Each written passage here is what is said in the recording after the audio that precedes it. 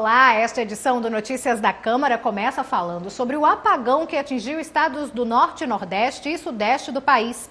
Segundo o operador nacional do sistema, o blackout aconteceu devido a uma falha em um disjuntor na subestação de Xingu, responsável pelo escoamento da energia gerada pela usina Belo Monte, no Pará. Olá, boa tarde. A edição do Notícias da Câmara deste 19 de março, dia de São José, começa mostrando a expectativa dos agricultores potiguares em relação às chuvas. Na primeira experiência de Álvaro Dias, à frente do Poder Executivo, ele afirmou que vai dar continuidade ao trabalho de Carlos Eduardo e reforçou o apoio político ao antecessor, que renunciou para disputar a vaga de governo. Na sessão ordinária desta quinta-feira, os parlamentares repercutiram sobre o novo horário regimental. Olá, hoje é quarta-feira, dia 6 de dezembro, Câmara Repórter, primeira edição, está no ar. Os servidores públicos estaduais que ganham entre R$ 2.000 e R$ 4.000 recebem hoje os vencimentos referentes ao mês de outubro. Entre os dias 10 de setembro e 15 de outubro, a logística e operacionalização de pousos e decolagens dos voos será interrompida durante a noite. Olá, está começando agora mais um Com a Palavra o Vereador. Nesta edição, recebendo a parlamentar eleita pelo PDT, Júlia Arruda. Vereadora, seja bem-vinda ao primeiro Com a Palavra que a senhora grava em 2017 e vamos falar um pouquinho sobre como é que foi o carnaval, o balanço que a senhora faz da campanha Carnaval Sem Machismo aqui em Natal. Primeiramente, olá.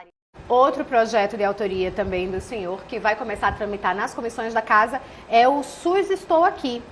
Como é que funciona esse projeto? Qual é a proposta dele? O objetivo é identificar onde tem... É a questão dos desafios da educação infantil aqui no nosso estado. Nós temos alguns gargalos, alguns entraves, como, por exemplo, o sorteio de vagas em creche, o corte nos auxiliares em sala de aula e o excesso de alunos com apenas um profissional para dar conta de tantas crianças. Tudo isso foi tratado nessa audiência pública. Realmente, a educação infantil hoje, Natal, eu considero... E a conversa hoje é em dose dupla. Eu vou conversar aqui com esses dois irmãos que competem juntos, ganham juntos, às vezes perdem juntos e um por causa do outro. Mas acontece nas pistas do motociclismo. Eu converso hoje com o Lucas e com o Matheus Corrade, que vão contar pra gente um pouquinho do cenário do motociclismo potiguar e também como é que eles começaram nessa vida. Lucas, você que estreou aí, você que é mais velho, começou nas pistas antes que o teu irmão. Como é que vocês começaram? Como é que começou essa paixão pelo motociclismo? A gente começou pelo nosso pai ter sido piloto. Tô aqui terminando de me arrumar porque o final de semana já começou e eu quero estar pronta para balada, porque nesta sexta, sábado e domingo não vão faltar opções para você se divertir. Preste atenção nas dicas que eu tô trazendo. Olhando assim, parece até que elas são todas iguais, mas não são não. Os diferentes modelos de bike permitem possibilidades e desempenhos diferentes na hora de pedalar. Para fazer a escolha certa, o primeiro passo é definir qual é o seu objetivo. Se essa temperatura não abaixasse, os motores fundiriam e travariam imediatamente.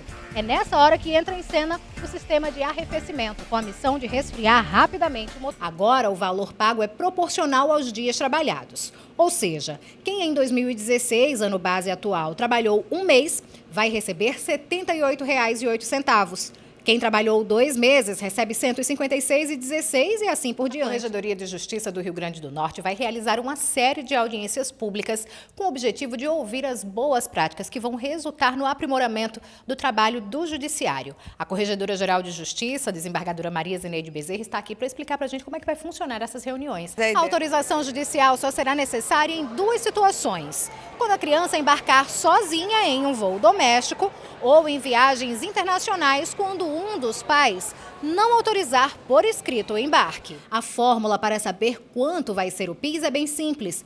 Basta pegar o valor do salário mínimo, dividir por 12 e o resultado é só multiplicar pela quantidade de meses que você trabalhou. Ser assaltado e ficar sem o carro é ruim, pior é quando o veículo é financiado, porque o carro vai, mas as parcelas para serem pagas ficam.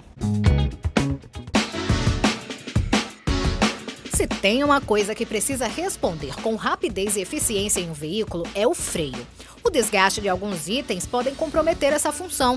Nas motocicletas com sistema de frenagem a disco, se o manete estiver sem resistência, passando uma sensação de maciez, pode ser um sinal de ar no cabo de óleo.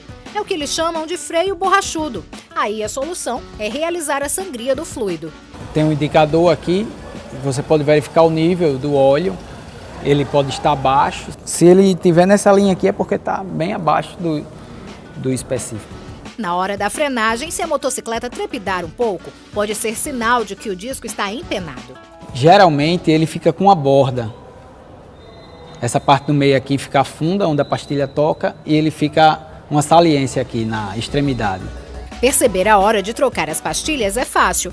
Quando ela perde o revestimento abrasivo, o atrito do metal da pastilha com o disco provoca um ruído metálico. A troca deve ser feita periodicamente, sempre que a espessura da peça reduzir.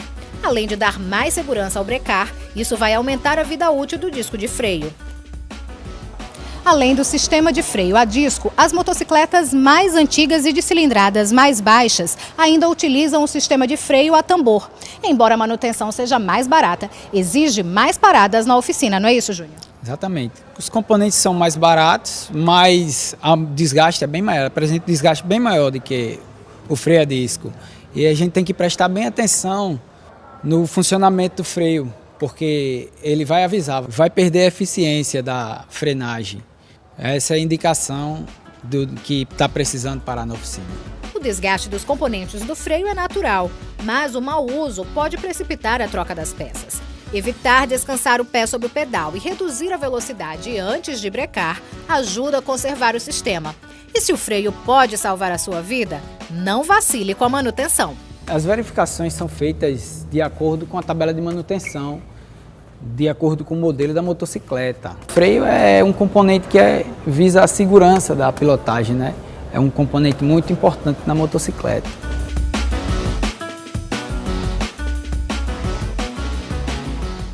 Pedaladas fiscais. O termo ganhou destaque no noticiário nacional em 2016 e fez parte dos discursos de juristas, deputados, senadores e ministros. Mas poucas pessoas sabem explicar exatamente do que se trata. Sabe me explicar o que é a pedalada?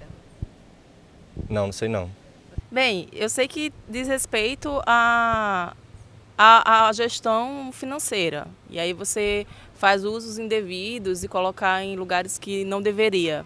Olha, pedalada fiscal eu não sei bem explicar, eu ouvi falar, não sei bem explicar o que é pedalada fiscal. Mas eu sei que pedalada tem a parte de corrupção, e muitas coisas envolvidas nisso aí. Pedalada fiscal é isso que os governantes vivem aí roubando. Eu sei que tem uma coisa a ver com atrasar pagamentos de órgãos públicos e fazer transferência de bancos estatais para realizar esses pagamentos. Por exemplo, Banco do Brasil e Caixa. Mas assim, o aspecto jurídico eu não sei. Olha, eu entendo que pedalada fiscal é uma manobra feita pelo Executivo para conseguir mais recursos do que aprovado na LOA, que é a Lei Orçamentária Anual, para conseguir arcar com suas contas. O dinheiro dos impostos que vai para o caixa do governo é utilizado para fazer investimentos, pagar funcionários e manter os programas sociais como Bolsa Família. O governo repassa o dinheiro para os bancos públicos, Caixa, Banco do Brasil e BNDES, que fazem esses pagamentos todos os meses. A pedalada acontece quando o governo deixa de repassar esse dinheiro por um tempo para não ficar com as contas no vermelho. Nesse período, os bancos usam os próprios recursos para quitar os compromissos. Em um momento futuro, com a arrecadação de impostos, o governo estabiliza o caixa e volta a efetuar os repasses aos bancos.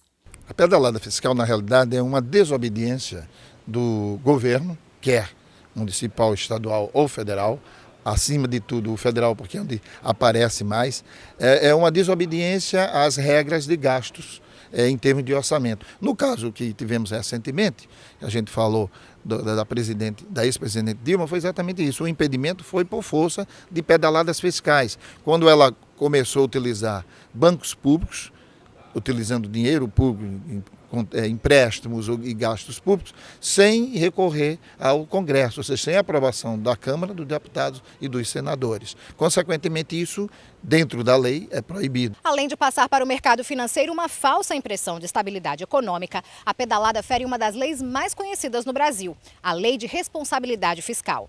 O artigo 36 dessa lei proíbe as instituições financeiras públicas de emprestar dinheiro a entes da federação que as controlem. Já era possível, pela Lei 4.320, a abertura de créditos adicionais e, como é uma constante em todo orçamento, a necessidade do crédito suplementar, não digo especial, mas suplementar sim, já autorizavam automaticamente na lei orçamentária.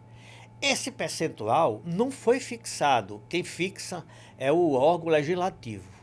No caso do Brasil, foi fixado em 10%. Então chegou um momento que a presidente precisou reforçar dotações para seus programas sociais e não tinha mais campo, ela não tinha mais, não estava dentro do montante autorizado. Ela deveria ter pedido ao legislativo que ampliasse esse percentual, que autorizasse que ela abrisse. Mas ela não fez isso. Ela abriu por decreto e depois comunicou ao Poder Legislativo. Então infringiu a lei que diz que o crédito adicional de natureza suplementar ou especial tem que ter prévia autorização legislativa.